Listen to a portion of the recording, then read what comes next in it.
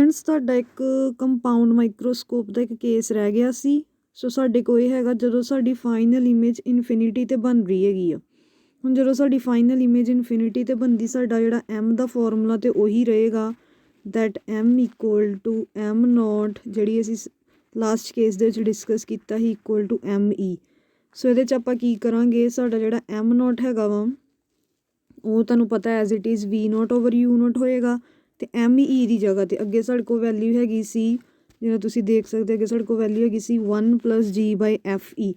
ਜਦੋਂ ਸਾਡੀ final image infinity 'ਤੇ ਬਣਦੀ ਹੈ, ਸਾਡੀ me ਦੀ ਵੈਲਿਊ ਦੇ ਵਿੱਚ ਥੋੜ੍ਹਾ ਚੇਂਜ ਹੋਣਾ, that will be equal to d/fe। Just ਇਹਨਾਂ ਦੋਨਾਂ ਨੂੰ m ਨੋਟ ਅਤੇ me ਨੂੰ ਆਪਾਂ ਦੋਨਾਂ ਨੂੰ ਇਹਦੇ ਵਿੱਚ ਸਬਸਟੀਟਿਊਟ ਕਰ ਦਾਂਗੇ। ਇਹ ਸਾਡੇ ਕੋਲ ਮੈਗਨੀਫਿਕੇਸ਼ਨ ਆ ਗਈ ਆ। ਨੈਕਸਟ ਅੱਗੇ ਜਿੱਦਾਂ ਮੈਂ ਤੁਹਾਨੂੰ ਦੱਸਿਆ ਹੈਗਾ ਸੀ ਵੀ ਆਪਾਂ ਜਿਹੜਾ ਸਾਡਾ u ਹੈਗਾ ਵਾ, ਵੀ ਉਹ ਮੰਨ ਲਓ ਜਿਹੜਾ u ਹੈਗਾ ਵਾ ਉਹ ਸਾਡਾ f ਨੋਟ ਦੇ ਇਕੁਅਲ ਹੈਗਾ ਵਾ, ਅਤੇ ਜਿਹੜਾ ਸਾਡਾ v ਹੈਗਾ ਉਹ l ਦੇ ਇਕੁਅਲ ਹੈਗਾ, v ਨੋਟ ਜਿਹੜਾ l ਦੇ ਇਕੁਅਲ ਹੈਗਾ, ਅਤੇ ਦੋਨਾਂ ਦੀਆਂ ਵੈਲਿਊਜ਼ ਨੂੰ ਇਹਦੇ ਦੇ ਵਿੱਚ ਆਪਾਂ ਸਬਸਟੀਟਿਊਟ ਕਰ ਦੇਣਾ, ਅਤੇ ਆ ਤੁਹਾਡੇ ਕੋਲ ਫਾਈਨਲ ਰਿਜ਼ਲਟ ਹੈਗਾ ਵਾ। ਸੋ ਮੈਗਨੀਫਾਈਂਗ ਪਾਵਰ ਇਹ ਆ ਗਈ ਤੁਹਾਡੇ ਕੋਲ ਜਦੋਂ ਫਾਈਨਲ ਇਮੇਜ ਤੁਹਾਡੀ ਇਨਫਿਨਿਟੀ 'ਤੇ ਬਣ ਜਾਏਗੀ। ਨੈਕਸਟ ਬੱਚੇ ਆਪਣੇ ਕੋਲ ਟੋਪਿਕ ਹੈਗਾ ਵਾ ਐਸਟਰੋਨੋਮੀਕਲ ਟੈਲੀਸਕੋਪ। ਹੁਣ ਐਸਟਰੋਨੋਮੀਕਲ ਟੈਲੀਸਕੋਪ ਵੀ ਜਿਹੜਾ ਆਪਟੀਕਲ ਇੰਸਟਰੂਮੈਂਟ ਹੈਗਾ, ਇਹ ਕਾਹਦੇ ਲਈ ਯੂਜ਼ ਕੀਤਾ ਜਾਂਦਾ ਹੈਗਾ ਵਾ, ਇਹ ਯੂਜ਼ ਕੀਤਾ ਜਾਂਦਾ ਹੈਗਾ to see the heavenly bodies. So ਜਿਹੜੀਆਂ ਸਾਡੀਆਂ ਹੈਵਨਲੀ ਬੋਡੀਜ਼ ਹੁੰਦੀਆਂ, ਕਿਹੜੀਆਂ heavenly bodies like star, planets, ਉਹਨਾਂ ਨੂੰ ਅਬਜ਼ਰਵ ਕਰਨ ਦੇ ਲਈ ਆਪਾਂ ਯੂਜ਼ ਕਰਦੇ ਹੈਗੇ ਆ ਐਸਟਰੋਨੋਮੀਕਲ ਟੈਲੀਸਕੋਪ। ਹੁਣ ਇਹਦੇ ਵਿੱਚ ਵੀ ਸਾਡੀ ਜਿਹੜੀ ਕੰਸਟਰਕਸ਼ਨ ਹੈਗੀ ਉਸੇ ਤਰ੍ਹਾਂ ਰਹੇਗੀ, ਜਸਟ ਚੇਂਜਿਸ ਕੀ ਆਉਣੀਆਂ ਹੈਗੀਆਂ, ਜਿਹੜਾ ਸਾਡਾ ਓਬਜੈਕਟਿਵ ਲੈਂਸ ਹੈਗਾ ਵਾ ਉਹਦੀ ਫੋਕਲ ਲੈਂਥ ਆਪਾਂ ਲਾਰਜ ਲਵਾਂਗੇ, ਅਤੇ ਜਿਹੜਾ ਸਾਡਾ ਆਈ ਪੀਸ ਹੈਗਾ ਵਾ ਉਹਦੀ ਫੋਕਲ ਲੈਂਥ ਅਸੀਂ ਕੀ ਲਵਾਂਗੇ, ਸਮੋਲ ਲਵਾਂਗੇ। ਬਸ ਇਹੀ ਇਹਦਾ ਇਨਵਰਸ ਹੈਗਾ। ਕੰਪਾਊਂਡ ਦੇ ਵਿੱਚ ਆਪਾਂ ਓਬਜੈਕਟਿਵ ਸਮੋਲ ਲਿਆ ਸੀ, ਆਈ ਪੀਸ ਵੱਡਾ ਲਿਆ ਸੀ। ਐਸਟਰੋਨੋਮੀਕਲ ਦੇ ਵਿੱਚ ਆਪਾਂ ਕੀ ਕਰਨਾ ਹੈਗਾ, ਜਿਹੜਾ ਤੁਹਾਡਾ ਓਬਜੈਕਟਿਵ ਹੈਗਾ ਵਾ ਉਹਦੀ ਆਪਾਂ ਲਾਰਜ ਫੋਕਲ ਲੈਂਥ ਕੰਸੀਡਰ ਕਰਨੀ, ਅਤੇ ਆਈ ਪੀਸ ਦੀ ਆਪਾਂ ਸਮੋਲ ਫੋਕਲ ਲੈਂਥ ਕੰਸੀਡਰ ਕਰਨੀ। ਫਿਰ ਨੈਕਸਟ ਅਸੀਂ ਦੇਖਦੇ ਹੈਗੇ ਹਾਂ ਕੋਰਸ ਆਫ ਰੇਜ਼ ਕੀ ਹੈਗੀਆਂ। ਹੁਣ ਜਿਹੜਾ ਸਾਡਾ ਓਬਜੈਕਟ ਹੈਗਾ ਉਹ ਕਾਫੀ ਦੂਰ ਹੈਗਾ ਵਾ, ਸੋ ਵੀ ਹੈ ਪੈਰਲਰ ਰੇਜ਼, ਸਾਡੇ ਕੋਲ ਪੈਰਲਰ ਰੇਜ਼ ਆ ਰਹੀਆਂ ਹੈਗੀਆਂ ਡਿਸਟੈਂਟ ਓਬਜੈਕਟ ਤੋਂ। ਸੋ ਸਾਡੇ ਕੋਲ ਆ ਰਹੀਆਂ ਕੁਛ ਪੈਰਲਰ ਰੇਜ਼ ਡਿਸਟੈਂਟ ਓਬਜੈਕਟ ਤੋਂ ਆ ਰਹੀਆਂ ਹੈਗੀਆਂ। ਸੋ ਸਾਰੀਆਂ ਰੇਜ਼ ਜਿੱਥੇ ਮੀਟ ਕਰ ਗਈਆਂ, ਸਾਡੇ ਕੋਲ ਕੀ ਬਣ ਜਾਣੀ, we will get a final image. ਸਾਨੂੰ ਇਮੇਜ ਕੀ ਮਿਲ ਜਾਣੀ ਹੈਗੀ ਆ, a', ਸਾਡੀ ਇਮੇਜ ਆ ਜਾਣੀ a', b', ਜਿਹੜੀ ਕਿ ਓਬਜੈਕਟ ਦੀ ਬਣ ਜੂਗੀ, ਸਾਡੇ ਕੋਲ ਇਮੇਜ ਬਣ ਜੂਗੀ। ਨੈਕਸਟ ਕੀ ਹੈਗਾ ਸਾਡੇ ਕੋਲ, ਹੁਣ ਮੈਂ ਤੁਹਾਨੂੰ ਦੱਸਿਆ ਸੀ ਆਈ ਪੀਸ ਦੇ ਲਈ ਇਹ ਕਾਹਦਾ ਕੰਮ ਕਰੂਗਾ, ਓਬਜੈਕਟਿਵ ਦੀ ਇਮੇਜ ਆਈ ਪੀਸ ਲਈ ਕਾਹਦਾ ਕੰਮ ਕਰੂਗੀ, ਓਬਜੈਕਟ ਦਾ ਕੰਮ ਕਰੂਗੀ। ਹੁਣ ਉਸੇ ਤਰ੍ਹਾਂ ਆਪਾਂ ਕੋਰਸ ਆਫ ਰੇਜ਼ ਦੇਖਦੇ ਹੈਗੇ, ਇਹਦੀਆਂ ਜਿਹੜੀਆਂ ਰੇਜ਼ ਹੈਗੀਆਂ, ਇਹਦੀਆਂ ਰੇਜ਼ ਓਬਜੈਕਟਿਵ ਲੈਂਸ 'ਚੋਂ ਜਿਹੜੀ ਤੁਹਾਡੀ ਇਮੇਜ ਬਣੀ ਹੈਗੀ ਓਬਜੈਕਟਿਵ ਦੀ, ਉਹ ਆਈ ਪੀਸ ਲਈ ਓਬਜੈਕਟ ਦਾ ਕੰਮ ਕਰੇਗੀ। ਸੋ ਰੇਜ਼ ਆ ਰਹੀਆਂ ਹੈਗੀਆਂ, ਸੋ ਇੱਧਰ ਜਾਏਗੀ, ਇੱਕ ਰੇ ਆਈ ਉੱਧਰ ਜਾਏਗੀ। ਹੁਣ ਦੋਨੋਂ ਰੇਜ਼ ਮੀਟ ਕਿੱਥੇ ਕਰਨੀ ਹੈ, ਜਦੋਂ ਇਹਨੂੰ ਪਿੱਛੇ ਐਕਸਟੈਂਡ ਕਰਾਂਗੇ ਦੋਨੋਂ ਰੇਜ਼ ਜਾ ਕੇ ਇਨਫਿਨਿਟੀ 'ਤੇ ਜਾ ਕੇ ਮੀਟ ਕਰਨੀ ਹੈ। ਸੋ ਇਹੀ ਸਾਡਾ ਫਸਟ ਕੇਸ ਹੀ ਇਹੀ ਹੈਗਾ ਵਾ, when the final image is formed at infinity.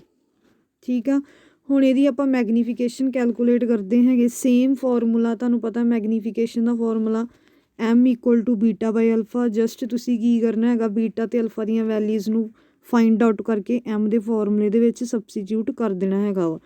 So beta ਦੇ ਲਈ we will consider this triangle like this.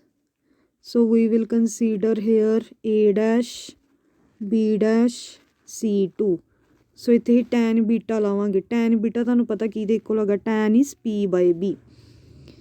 So ten the value ਸਾਨੂੰ ਮਿਲ ਗਈ, ਉਹ ਆ ਜਾਣਗੀ ਐਜ਼ ਇਟ ਆਹ ਵਾਲੀ ਆ ਜਾਏਗੀ। ਫਿਰ ਸਾਡੇ ਕੋਲ ਟੈਨ ਅਲਫਾ ਲਈ ਹੀ ਆਹ ਵਾਲਾ ਟਰਾਈਐਂਗਲ ਕੰਸੀਡਰ ਕਰਾਂਗੇ ਟੈਨ ਅਲਫਾ ਦੇ ਲਈ। ਸੋ ਸਾਡੇ ਕੋਲ ਟਰਾਈਐਂਗਲ ਆ ਗਿਆ C1, b', a' and here it is angle alpha ਜਿਹੜਾ ਐਂਗਲ ਹੈਗਾ ਤੁਹਾਡਾ ਓਬਜੈਕਟ ਬਣਾ ਰਿਹਾ ਹੈਗਾ। ਸੋ ਜਦੋਂ ਹੀ ਇੱਥੇ ਟੈਨ ਅਲਫਾ ਲਗਾਵਾਂਗੇ, ਸਾਡੇ ਕੋਲ ਕੀ ਆ ਜਾਊਗਾ, ਸਾਡੇ ਕੋਲ ਆ ਜਾਊਗਾ p/b ਆ ਜਾਏਗਾ। So we get a', b' over b' C1। ਦੋਨਾਂ ਦੀਆਂ ਵੈਲਿਊਜ਼ ਨੂੰ ਜਦੋਂ ਹੀ ਇਹਦੇ ਵਿੱਚ ਸਬਸਟੀਟਿਊਟ ਕਰਾਂਗੇ ਟੈਨ ਬੀਟਾ ਅਤੇ ਟੈਨ ਅਲਫਾ ਦੀਆਂ, ਤੁਸੀਂ ਕੀ ਦੇਖੋਗੇ, a', ਕੈਂਸਲ ਆਊਟ ਹੋ ਗਏ। So we are left with only this one which is m = C1B dash, this is C1, this is B dash. So ਇਹ ਡਿਸਟੈਂਸ ਕੀ ਹੈਗਾ, ਇਹ ਫੋਕਲ ਲੈਂਥ ਹੈਗੀ ਆ ਓਬਜੈਕਟਿਵ ਲੈਂਸ ਦੀ। ਓਬਜੈਕਟਿਵ ਲੈਂਸ ਦੀ ਜਿਹੜੀ ਕੀ ਆਊਗੀ positive, so it will be written as F0। Similarly C2 over C1B dash ਹੈਗਾ over C2B dash. C2B dash distance ਦੇਖੋ ਦਿਸ, ਇਹ ਇੱਧਰ ਆ, ਸੋ ਇਹ ਫੋਕਲ ਲੈਂਥ ਹੈਗੀ ਆਈ ਪੀਸ ਦੀ, ਸੋ ਇੱਧਰਲੀ ਸਾਈਡ 'ਤੇ ਹੈਗਾ, ਸੋ ਇਹਦਾ ਸਾਈਨ ਆਏਗਾ ਨੈਗੇਟਿਵ।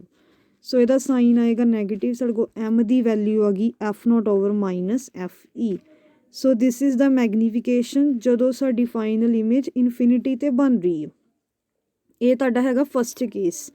ਸੈਕਿੰਡ ਕੇਸ ਸਟੂਡੈਂਟਸ ਹੈਗਾ ਵਾ, ਹੁਣ ਇਹਦੇ ਵਿੱਚ ਸਾਡੀ ਫਾਈਨਲ ਇਮੇਜ ਕੁਛ ਬਣ ਰਹੀ ਹੈ at a certain distance, at a certain distance, at a least distance of vision 'ਤੇ ਸਾਡੀ ਜਿਹੜੀ ਹੈਗੀ ਇਮੇਜ ਬਣ ਰਹੀ ਹੈ, that distance is D। Procedure ਸਾਰਾ ਉਹੀ ਹੈਗਾ ਵਾ, ਤੁਸੀਂ ਟੈਨ ਬੀਟਾ ਅਤੇ ਟੈਨ ਅਲਫਾ ਦੀਆਂ ਵੈਲਿਊਜ਼ ਲੱਭਣੀਆਂ ਹੈਗੀਆਂ। ਇਹਦੇ 'ਚ ਤੁਹਾਡਾ ਕੋਰਸ ਆਫ ਰੇਜ਼ ਦੇ ਵਿੱਚ ਥੋੜ੍ਹੀਆਂ ਜਿਹੀਆਂ ਚੇਂਜਿਸ ਆਉਣਗੀਆਂ। ਇੱਥੋਂ ਤੱਕ ਆਪਣੀ ਡਾਇਗਰਾਮ ਬਿਲਕੁਲ ਸੇਮ ਹੈਗੀ ਆ ਜੋ ਆਪਾਂ ਫਸਟ ਕੇਸ ਦੇ ਵਿੱਚ ਡਿਸਕਸ ਕੀਤੀ ਹੋਈ ਸੀ। ਹੁਣ ਜਸਟ ਆਪਾਂ ਕੀ ਕਰਨਾ ਹੈਗਾ ਵਾ, ਜਿਹੜੀਆਂ ਤੁਹਾਡੀਆਂ ਰੇਜ਼ ਹੈਗੀਆਂ ਇਹਨਾਂ ਨੂੰ ਹੀ ਪਿੱਛੇ ਐਕਸਟੈਂਡ ਕਰਾਂਗੇ। ਇਹਨਾਂ ਤਿੰਨਾਂ ਰੇਜ਼ ਨੂੰ ਜਦੋਂ ਹੀ ਪਿੱਛੇ ਐਕਸਟੈਂਡ ਕਰਾਂਗੇ ਸਾਡੇ ਕੋਲ ਇੱਥੇ ਫਾਈਨਲ ਇਮੇਜ ਮਿਲ ਜਾਣੀ। ਆਹ ਤੁਹਾਡੀ ਹੁਣ ਫਾਈਨਲ ਇਮੇਜ ਹੋਏਗੀ A double dash B double dash. So ਇਹ ਸਿਰਫ ਇੰਨਾ ਇਹਦੇ 'ਚ ਫ਼ਰਕ ਹੈਗਾ ਵਾ, ਬਾਕੀ ਸਾਰਾ ਸੇਮ ਆ। ਸੋ ਇੱਥੇ ਸਾਡੇ ਕੋਲ ਜਿਹੜੀ ਫਾਈਨਲ ਇਮੇਜ ਬਣੀ ਉਹ ਕੁਛ ਡਿਸਟੈਂਸ 'ਤੇ ਬਣੀ ਹੈਗੀ ਐਟ ਸਮ ਡਿਸਟੈਂਸ D। ਸੋ ਫਿਰ ਅਸੀਂ ਉਹੀ ਫਾਰਮੂਲਾ ਅਪਲਾਈ ਕਰਾਂਗੇ ਟੈਨ ਬੀਟਾ ਟੈਨ ਅਲਫਾ ਦੀਆਂ ਵੈਲਿਊਜ਼। ਸੋ ਇਹ ਆਪਾਂ ਕਾਫੀ ਵਾਰੀ ਕਰ ਚੁੱਕੇ ਹੈਗੇ ਹਾਂ। ਟੈਨ ਬੀਟਾ ਕਿੱਦਾਂ ਫਾਈਂਡ ਆਊਟ ਕਰਨਾ ਹੈਗਾ, ਟੈਨ ਬੀਟਾ ਦੇ ਲਈ ਅਸੀਂ ਆਹ ਵਾਲਾ ਟਰਾਈਐਂਗਲ ਲਵਾਂਗੇ, ਸਿਮਿਲਰਲੀ ਟੈਨ ਅਲਫਾ ਦੇ ਲਈ ਅਸੀਂ ਆਹ ਵਾਲਾ ਟਰਾਈਐਂਗਲ ਲਵਾਂਗੇ। ਦੋਨਾਂ ਦੀਆਂ ਵੈਲਿਊਜ਼ ਅਸੀਂ ਸਬਸਟੀਚਿਊਟ ਕਰ ਦੇਣੀਆਂ। ਸਾਡੇ ਕੋਲ ਜੋ ਚੀਜ਼ਾਂ ਕੈਂਸਲ ਆਊਟ ਹੁੰਦੀਆਂ ਉਹਦੇ ਤੋਂ ਬਾਅਦ we are left with this. ਹੁਣ ਜਦੋਂ ਸਾਡੇ ਕੋਲ ਆਹ ਵੈਲਿਊ ਆ ਗਈਆਂ ਸੇਮ ਵੇ, ਹੁਣ ਇਹਨਾਂ ਦੀਆਂ ਵੈਲਿਊ ਸਬਸਟੀਚਿਊਟ ਕਰਾਂਗੇ। ਹੁਣ ਇਹਦੇ ਸਾਡੇ ਕੋਲ ਕੀ ਹੈਗਾ, M ਜਿਹੜਾ ਹੈਗਾ ਵਾ ਉਹ ਆਇਆ ਸਾਡੇ ਕੋਲ M ਜਦੋਂ ਕਟਿੰਗ ਵਗੈਰਾ ਕਰਕੇ ਸਾਡੇ ਕੋਲ M ਦੀ ਵੈਲਿਊ ਆਈ ਹੈਗੀ C1B dash. So we have C1B dash, C1, so we have C1B dash, ਜਿਹੜਾ ਕੀ ਹੈਗਾ ਤੁਹਾਡੇ ਕੋਲ ਫੋਕਲ ਲੈਂਥ ਹੈਗੀ ਕਿਹਦੀ ਹੈਗੀ ਆ ਓਬਜੈਕਟਿਵ ਦੀ। ਠੀਕ ਆ। ਸਿਮਿਲਰਲੀ ਹੁਣ ਇਹਦੇ 'ਚ ਕੀ ਹੈਗਾ ਵਾ, second thing is C2B dash. C2B dash, C2B dash ਆ ਜਿਹੜਾ C2B ਡੈਸ਼ ਉਹ ਤੁਹਾਡਾ ਡਿਸਟੈਂਸ ਹੈਗਾ ਵਾ, ਉਹ ਤੁਹਾਡਾ ਡਿਸਟੈਂਸ ਹੈਗਾ ਵਾ ਓਬਜੈਕਟ ਡਿਸਟੈਂਸ ਹੈਗਾ ਆਈ ਪੀਸ ਲੈਂਸ ਦਾ। So that will be written as UE। ਕਿਉਂਕਿ ਮੈਂ ਤੁਹਾਨੂੰ ਦੱਸਿਆ ਸੀ ਜਿਹੜੀ ਇਹਦੀ ਇਮੇਜ ਹੈਗੀ ਆ ਓਬਜੈਕਟ ਦੀ, ਓਬਜੈਕਟਿਵ ਲੈਂਸ ਦੀ ਜਿਹੜੀ ਇਮੇਜ ਹੈਗੀ ਆ ਉਹ ਆਈ ਪੀਸ ਲਈ ਕਾਹਦਾ ਕੰਮ ਕਰੇਗੀ, ਓਬਜੈਕਟ ਦਾ ਕੰਮ ਕਰੇਗੀ। ਤਾਂ ਅਸੀਂ ਇੱਥੇ ਲਿਖਾਂਗੇ ਮਾਈਨਸ ਆਫ UE, ਮਾਈਨਸ ਤੁਹਾਨੂੰ ਪਤਾ ਨੈਗੇਟਿਵ ਸਾਈਨ ਆਉਣਾ ਹੈਗਾ। ਹੁਣ ਸਾਨੂੰ ਕੀ ਚਾਹੀਦੀਆਂ, ਫਿਰ ਸਾਨੂੰ ਹੁਣ ਇਹਦੀ ਵੈਲਿਊ ਚਾਹੀਦੀ ਹੈਗੀ ਆ, ਮੈਨੂੰ 1/UE ਦੀ ਵੈਲਿਊ ਚਾਹੀਦੀ ਹੈਗੀ ਹੈ। ਮੈਂ ਇਹ ਚੀਜ਼ ਨੂੰ ਇੱਦਾਂ ਵੀ ਲਿਖ ਸਕਦੀ ਹਾਂ। ਸੋ ਮੈਂ ਇਹ ਚੀਜ਼ ਨੂੰ ਇੱਦਾਂ ਵੀ ਲਿਖ ਸਕਦੀ ਹੈਗੀ ਹਾਂ, M equal to F0 into 1/UE। So negative sign ਤੇ ਐਜ਼ ਇਟ ਇਜ਼ ਆਏਗਾ। ਆਈ ਵਾਂਟ ਦਿਸ ਵੈਲਿਊ, ਮੈਨੂੰ ਆਹ ਵਾਲੀ ਵੈਲਿਊ ਚਾਹੀਦੀ 1/UE ਦੀ। ਇਹ ਵੈਲਿਊ ਲੱਭਣ ਦੇ ਲਈ ਆਪਾਂ ਕੀ ਕਰਨਾ, ਉਹੀ ਵਾਲਾ ਲੈਂਸ ਫਾਰਮੂਲਾ ਯੂਜ਼ ਕਰਾਂਗੇ 1/V minus 1/U equal to 1/F। ਸੋ ਜਦੋਂ ਆਪਾਂ ਇਹ ਵਾਲਾ ਫਾਰਮੂਲਾ ਯੂਜ਼ ਕਰਾਂਗੇ just sign conventions we will substitute. V ਹੁਣ ਜਿਹੜਾ ਤੁਹਾਡਾ ਆਏਗਾ V ਕੀ ਆਏਗਾ, V ਆਏਗਾ ਤੁਹਾਡਾ ਡਿਸਟੈਂਸ, ਉਹ ਵਾਲਾ ਜਿਹੜਾ ਆਪਾਂ D ਡਿਸਟੈਂਸ ਕੰਸੀਡਰ ਕੀਤਾ ਜਿੱਥੇ ਸਾਡੀ ਫਾਈਨਲ ਇਮੇਜ ਬਣ ਰਹੀ ਆ।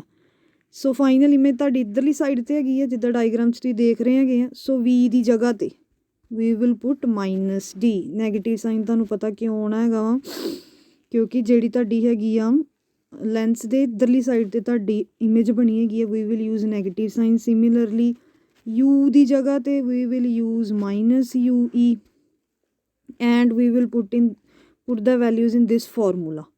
ਸੋ ਸਬਸਟੀਟਿਊਟ ਕਰਦੇ ਹੈਗੇ ਆ। V ਦੀ ਜਗ੍ਹਾ 'ਤੇ ਅਸੀਂ ਕੀ ਪੁੱਟ ਕੀਤਾ, V ਦੀ ਜਗ੍ਹਾ 'ਤੇ ਆ ਗਿਆ ਮੇਰੇ ਕੋਲ -D। U ਦੀ ਜਗ੍ਹਾ 'ਤੇ ਪੁੱਟ ਕੀਤਾ ਮੈਂ -UE ਅਤੇ F ਦੀ ਜਗ੍ਹਾ 'ਤੇ ਕੀ ਪੁੱਟ ਕਰ ਦੇਣਾ 1/FE।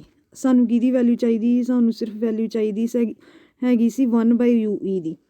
ਆਹ ਤਾਂ ਹੋ ਗਿਆ ਮੇਰੇ ਕੋਲ -1/D, ਆ ਮਾਈਨਸ ਮਾਈਨਸ ਹੋ ਗਿਆ ਪਲੱਸ ਦਾ 1/UE, ਤੇ ਆ ਗਿਆ ਇਕੁਅਲ ਟੂ 1/FE। ਸੋ ਜਿਹੜੀ ਮੈਨੂੰ ਵੈਲਿਊ ਚਾਹੀਦੀ ਹੈਗੀ 1/UE ਦੀ ਮੈਨੂੰ ਵੈਲਿਊ ਚਾਹੀਦੀ ਹੈਗੀ, ਆਹ ਵਾਲੀ ਚੀਜ਼ ਮੇਰੀ ਉੱਧਰ ਚਲ ਜਾਏਗੀ। ਸੋ ਮੇਰੇ ਕੋਲ ਕੀ ਬਣ ਗਿਆ 1/UE is equal to 1/FE plus 1/D, ਕਿਉਂਕਿ ਮੈਨੂੰ ਇਹਦੀ ਵੈਲਿਊ ਚਾਹੀਦੀ ਸੀ। ਸੋ ਮੇਰੇ ਕੋਲ 1/UE ਦੀ ਵੈਲਿਊ ਆ ਗਈ ਆ, ਮੈਂ ਕੀ ਕੀਤਾ 1/FE ਕਾਮਨ ਕੱਢ ਲਿਆ, ਇੱਥੋਂ ਮੇਰੇ ਕੋਲ ਰਹਿ ਗਿਆ 1, ਇੱਥੇ ਹੈਗਾ ਨਹੀਂ ਸੀ, ਇਹਦੇ ਨਾਲ ਕੀ ਹੋ ਜਾਏਗਾ ਮਲਟੀਪਲਾਈ। ਸੋ ਜਦੋਂ ਤੁਸੀਂ ਆਹ ਚੀਜ਼ ਨੂੰ ਅੰਦਰ ਲੈ ਕੇ ਜਾਓਗੇ ਤੁਹਾਡੇ ਕੋਲ ਉਹੀ ਚੀਜ਼ ਬਣਨੀ ਹੈਗੀ, ਤੁਹਾਡੇ ਕੋਲ ਆਹੀ ਚੀਜ਼ ਬਣਨੀ ਹੈਗੀ 1/FE ਪਲੱਸ 1/D। ਤੁਸੀਂ ਚੈੱਕ ਕਰ ਸਕਦੇ ਹੈਗੇ, ਜਸਟ ਆਪਾਂ ਆਹ ਚੀਜ਼ ਕਾਮਨ ਕੱਢੀ ਹੈਗੀ ਆ। ਹੁਣ ਕੀ ਕਰਨਾ, ਜਿਹੜਾ ਸਾਡਾ M ਦਾ ਫਾਰਮੂਲਾ ਹੈਗਾ ਸੀ M ਇਕੁਅਲ ਟੂ, ਮੈਂ ਤੁਹਾਨੂੰ ਦੱਸਿਆ ਸੀ ਆਪਾਂ ਲਿਖ ਸਕਦੇ F0/1 into 1/UE with negative sign. ਇਹਦੀ ਵੈਲਿਊ ਮੈਂ ਫਾਈਂਡ ਆਊਟ ਕਰ ਲਈ ਹੋਈ ਆ, ਇਹਦੀ ਵੈਲਿਊ ਜਿਹੜੀ ਹੈਗੀ ਆ ਮੈਂ ਫਾਈਂਡ ਆਊਟ ਕੀਤੀ ਹੋਈ ਆ, ਉਹ ਆਹ ਵਾਲੀ ਹੈਗੀ ਆ, ਇਹਦੀ ਵੈਲਿਊ ਤੁਹਾਡੇ ਕੋਲ ਆਹ ਹੈਗੀ ਆ। ਸੋ ਜਸਟ ਜਦੋਂ ਆਪਾਂ ਵੈਲਿਊਜ਼ ਨੂੰ ਸਬਸਟੀਟਿਊਟ ਕਰਾਂਗੇ ਆਹ ਵਾਲੀ ਇਹ ਫਾਰਮੂਲੇ ਦੇ ਵਿੱਚ ਆਪਾਂ ਪੁੱਟ ਕਰਨਾ, ਇਹ ਫਾਰਮੂਲੇ 'ਚ ਪੁੱਟ ਕੀਤਾ, ਨੈਗੇਟਿਵ ਸਾਈਨ ਉੱਪਰ ਚਲ ਗਿਆ।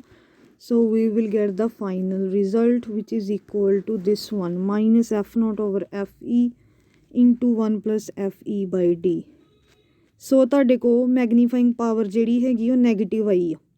ਨੈਗੇਟਿਵ ਸਾਈਨ ਕੀ ਸ਼ੋਅ ਕਰਦਾ ਹੁੰਦਾ ਮੈਗਨੀਫਿਕੇਸ਼ਨ ਦੇ ਵਿੱਚ, ਵੀ ਜਿਹੜੀ ਤੁਹਾਡੀ ਇਮੇਜ ਹੈਗੀ ਆ ਉਹ ਇਨਵਰਟਿਡ ਬਣੀ ਹੋਈ ਆ। ਵੈਸੇ ਵੀ ਇਨਵਰਟਿਡ ਆ ਮਤਲਬ ਜਿਹੜੇ ਤੁਹਾਡੇ ਹੈਵਨਲੀ ਬੋਡੀਜ਼ ਉਹ ਤਾਂ ਹੁੰਦੀਆਂ ਹੀ ਸਫੈਰੀਕਲ ਸ਼ੇਪ ਦੀਆਂ, ਦੇ ਆਰ ਸਫੈਰੀਕਲ। ਜੇ ਆਪਾਂ ਇਹਨਾਂ ਦੀ ਇਨਵਰਟਿਡ ਇਮੇਜ ਵੀ ਲੈਂਦੇ ਹੋ ਤਾਂ ਸਫੈਰੀਕਲ ਹੀ ਰਹਿਣੀ ਹੈ। ਸੋ ਇਹ ਦੋਨੋਂ ਕੇਸ ਅੱਗੇ ਤੁਹਾਡੇ ਜਦੋਂ ਤੁਹਾਡੀ ਫਾਈਨਲ ਇਮੇਜ ਇਨਫਿਨਿਟੀ 'ਤੇ ਬਣ ਰਹੀ ਆ ਐਂਡ ਜਦੋਂ ਤੁਹਾਡੀ ਫਾਈਨਲ ਇਮੇਜ ਬਣ ਰਹੀ ਹੈ at some least distance. So thank you students.